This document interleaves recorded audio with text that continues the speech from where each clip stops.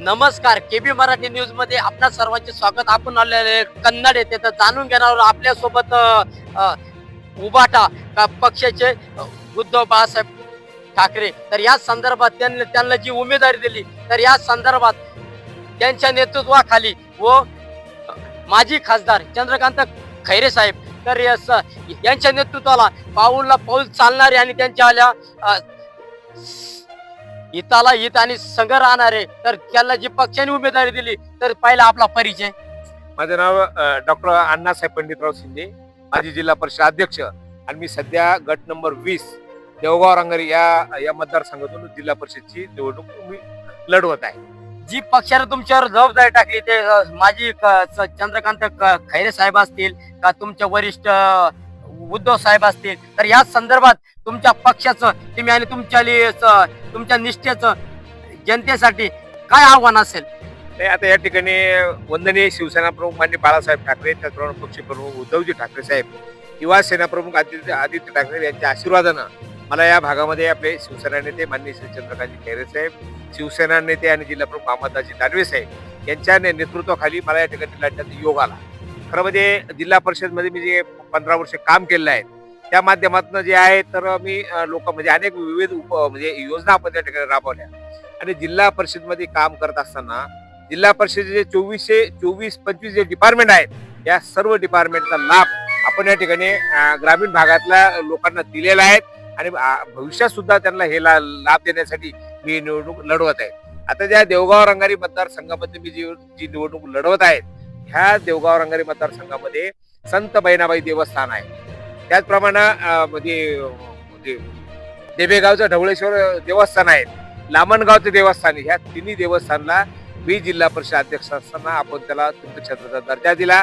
आतापर्यंत त्या ठिकाणी कोट्यवधी रुपये या ठिकाणी आले. म्हणजे मला ती कल्पना सुचली, मी माझं भाग्य समजतो. तत्पूर्वी ही योजना आपल्या जिल्ह्यात सुद्धा नव्हती, आपण ती आणली. अगदी भद्रा मारुतीपासून आमच्या संत बहिणाबाई देवस्थान, ढवळेश्वर देवस्थान पर्यंत, रेवणनाथ संस्थान विटा अशा 70 देवस्थानाला आपण तीर्थक्षेत्र दर्जा मिळवून दिला आणि त्या माध्यमात एक मोठं काम ग्रामीण भागात झालेलं आहे. त्याचप्रमाणे आमच्याकडे अनेक दिंड्या त्या ठिकाणी आळंदीला जातात, पंढरपूरला जातात. त्या ठिकाणी सुद्धा ह्या दिंड्यांबरोबर मी अनेक त्यांच्याबरोबर पायी गेलोय आणि त्या लोकांना जो काही एक प्रकारचा त्रास व्हायचा म्हणून त्यांना एक आरोग्य सुविधा दिली पाहिजे. कोणाचे पाय दुखतात, कोणाचे कंबर दुखतं, तर त्यांच्याबरोबर मेडिकल पथक म्हणजे आमचे अँब्युलन्स, डॉक्टर, त्याचप्रमाणे म्हणजे आमचे जे पुरुष कर्मचारी हे सर्व महिनाभर त्याच्या सेवेमध्ये तैनात राहतात. आणि पाण्याचा टँकर दिंडी निघाल्यापासून तर दिंडी पुन्हा आपल्या गावी पोहोचेपर्यंत आम्ही त्या ठिकाणी देत असतो. हा क्रांतिकारी निर्णय घेण्याचे सुद्धा भाग्य मला त्या ठिकाणी लाभलेले आहेत. असे असंख्य निर्णय त्या ठिकाणी घेतले. आमच्या देवगाव रंगारी ते MSCBचं ऑफिस आहे. म्हणजे आता देवगाव रंगारी हे कन्नड तालुक्यात होतं आणि MSCBचं सब डिव्हिजन त्याला वैजापूर होतं. मी त्या ठिकाणी सुद्धा भांडलो, बाबा कन्नड म्हणजे देवगाव रंगारी हे जर कन्नडमध्ये आहे तर सब डिव्हिजन सुद्धा कन्नड जोडा. आपण त्याला जोडायला लावलं. आता या भागामध्ये बिबट्याचा मोठ्या प्रमाणात प्रादुर्भाव आहे. बिबट्याच्या बाबतीत सुद्धा आम्ही दिवसाची लाईन द्या हे देवगाव रंगारी परिसरामध्ये 33 सेवी केंद्राअंतर्गत आम्ही त्याला द्यायला भाग पाडलं. काही ठिकाणी अडचण होती, त्या ठिकाणी कॅपॅसिटर 5चा होता, आम्ही तो 10चा मंजूर केला, आणायला लावला, काम पण त्या ठिकाणी चालू केलं. म्हणजे आज शेतकरी रात्री पाणी भरायला जायला घाबरतो. बिबट्याची दहशत आहे, अनेक सरपण निघतात, अनेक गोष्टी निघतात. आम्ही त्या ठिकाणी वन खात्याला सुद्धा सांगितलं, त्या ठिकाणी गवताळा अभयारण्य जे आहेत त्या गवताळा अभयारण्याला चोबाजून तुम्ही त्या ठिकाणी म्हणजे बंधन करा, म्हणजे मोठमोठे खंड खोदा, चर खोदा, म्हणजे आतले प्राणी बाहेर येणार नाही, अशी कारवाई त्यांना आम्ही करायला त्या ठिकाणी लावतोय.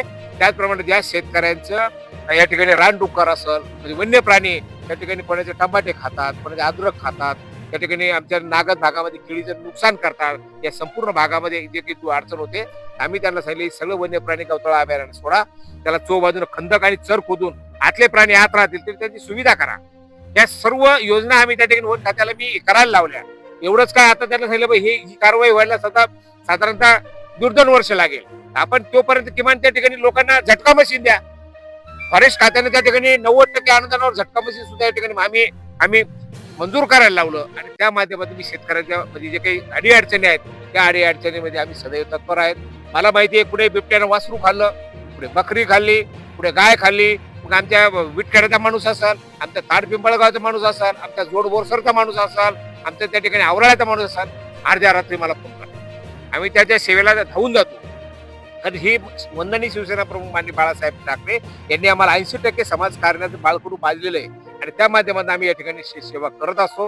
आणि मला माहिती आहे की आमच्या या देवगाव रंगारी मतदारसंघातून सुद्धा शुद्ध नागरिकांना माहिती आहे आम्हाला MSCBच्या कामासाठी वैजापूरला जावं लागायचं. आता ते कन्नडला झालं. आमच्याकडे बिबट्याची दहशत होती. पहिलं आंदोलन करणार अण्णा शिंदे, त्या ठिकाणी बिबट्याच्या बंदोबस्तासाठी आपण कारवाई केली, पिंजरे लावायला लावले. त्याचप्रमाणे त्या ठिकाणी दिवसाची लाईन आपण द्यायला लावली. मग असा शेतकऱ्यांशी आम्ही कनेक्ट असल्यामुळं मला खात्री आहे का आगामी काळामध्ये देवगाव रंगारी मधले सगळं आमचे जे काही वडीलधारे माणसं असतील, सर्व वयोवृद्ध असतील, कारण वयोवृद्धाला माहिती आहे मी श्रावणबाळ योजनेचा अध्यक्ष होतो, संजय गांधी निराधार योजनेचा. पूर्वी कन्नड तालुक्यामध्ये फक्त 4,000 लोकांना तो लाभ मिळायचा. मी अध्यक्ष झाल्यानंतर माझ्या आधी म्हणजे 3 वर्षाच्या कार्यकाळामध्ये आपण त्याची संख्या 50ने वाढवली. म्हणजे आज आमच्या कन्नड तालुक्यामध्ये 12,000 ते 13,000 लोक त्या ठिकाणी लाभ घेत आहेत. असा गोरगरिबांना आपण लाभ दिला. आणि आगामी काळात माझं मिशन आहे देवगाव रंगारीच्या शुद्ध मतदारांनी मला त्या ठिकाणी आशीर्वाद दिल्यानंतर माझं कार्यालय देवगावला राहणार आहे. लोकांना कन्नडला जायची गरज पडणार नाही, लोकांना संभाजीनगरला जायची गरज पडणार नाही. माझ्या बरोबरचे जे पंचायत समिती सदस्य आमचे गोकुळभाऊ गोरे असतील, त्याचप्रमाणे आमचे भीमराव सोनवणे असतील, आमचं देवगाव रंगारीचे कार्यालय हे सदैव जनतेच्या सेवेसाठी तत्पर राहील. आणि लोकांनी आमच्यापर्यंत कागदपत्र आणून दिल्यानंतर आम्हाला शोधायची गरज पडणार नाही. प्रत्येक दिवशी बाजारच्या दिवशी आम्ही त्या ठिकाणी उपलब्ध राहू आणि लोकांना घरपोच सेवा देण्याचं आमचं वचन आहे. आणि निश्चितपणाने मतदार आमच्यावर विश्वास ठेवतील अशी मला खात्री आहे. धन्यवाद.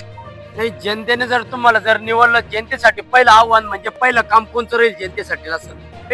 जनतेसाठी पहिलं काम माझं असं आहे, आज या ठिकाणी आमचं जोडबोरसरचा रस्ता असो, त्याचप्रमाणे गल्ले बोरगाव ते टाकळीचा रस्ता असो, आज त्या ठिकाणी जाताना लोक म्हणजे त्या रस्त्यानं वावरताना लोकांची गाडी व्यवस्थित चालत नाही.